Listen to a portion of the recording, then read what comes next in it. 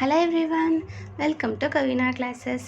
So நம்ம இந்த வீடியோவில் என்ன பார்க்க போகிறோம் அப்படின்னா, டிஎன்பிஎஸ்சியில் கேட்ட லேட்டஸ்ட் ப்ரீவியஸ் இயர் கொஷினை எப்படி ஃபார்முலா எதுவுமே யூஸ் பண்ணாமல் பார்த்த உடனே ஷார்ட்கட்டில் ஆன்சர் பண்ணுறது அப்படிங்கிறது தான் பார்க்க போகிறோம். ஸோ வாங்க சம் பார்க்கலாம்.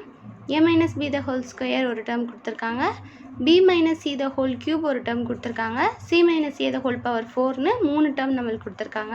என்ன கண்டுபிடிக்க சொல்கிறாங்க? இவற்றின் மீ போவா காண்க அப்படின்னு நம்மளை கண்டுபிடிக்க சொல்கிறாங்க. நம்ம என்ன கண்டுபிடிக்கணும்? HCF என்ன அப்படிங்கிறது தான் கண்டுபிடிக்கணும். ஸோ இதை நம்ம a minus b the whole square formula எழுதி, b minus c the whole cube formula எழுதி, c minus a the whole power 4ஐயும் ஃபார்முலா படி ஸ்ப்ளிட் பண்ணி அதுக்கப்புறம் சால்வ் பண்ணோம் அப்படிங்கிற அவசியமே கிடையாது. பார்த்தோன்னே நம்ம ஷார்ட்கட்லேயே போட்டுடலாம். வாங்க போடலாம். ஸோ நம்மளுக்கு HCF கண்டுபிடிக்கணும் அப்படின்னாலே நம்ம கண்டுபிடிக்க போகிற டேர்ம் எல்லாமே அவங்க கொடுத்துருக்கிற எல்லாத்துலேயுமே இருக்கணும் அப்படிங்கிறது தான் ரூல். அதாவது இப்போது ஏ கொடுத்துருக்காங்க அப்படின்னா இந்த ஏன்றது நம்மளுக்கு கொடுத்துருக்கிற எல்லா டேர்ம்லேயுமே இருக்கணும். ஏ எல்லாத்துலேயுமே இருக்கான்னு பாருங்கள்.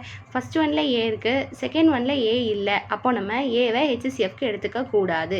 அதே மாதிரி தேர்ட் ஒன்னில் இருக்குது, ஆனால் நம்மளுக்கு செகண்ட் ஒன்னில் இல்லைங்கிறதுனால நம்ம என்ன பண்ணக்கூடாது? இப்போது ஏவை HCFக்கு எடுத்துக்கக்கூடாது. அடுத்த லெட்டர் பாருங்கள். பி வந்து ஃபஸ்ட் டேர்மில் இருக்குது, செகண்ட் டேர்ம்லேயுமே பி இருக்குது, ஆனால் தேர்ட் டேர்மில் பி இல்லை. அப்போது 3 இதுலேயுமே இல்லைன்ற காரணத்துக்காக பியையும் நம்ம HCFக்கு எடுத்துக்கக்கூடாது. அடுத்து ஏ முடிஞ்சிடுச்சு, பி முடிஞ்சிடுச்சு, அடுத்து சி இருக்குங்களா?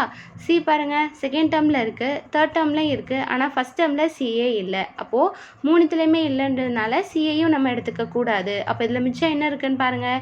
எல்லா லெட்டர்ஸுமே நம்மளுக்கு 3 இதுலேயுமே காமனாக இல்லை அப்படிங்கிறப்ப நம்மளுக்கு HCF ஆட்டோமேட்டிக்காக என்ன வந்துடும் அப்படின்னா 1 அப்படிங்கிறத ஆன்சராக வந்துடும். எதுவுமே கொடுத்துருக்கிறதுல காமனாக இல்லை அப்படின்னா நம்மளுக்கு 1ங்கிறத ஆன்சர் வந்துடும். அவசரப்பட்டு 0ன்றத ஆன்சராக போட்டுறக்கூடாதுப்பா, எதுவுமே காமனாக இல்லை அப்படிங்கிறதுனால.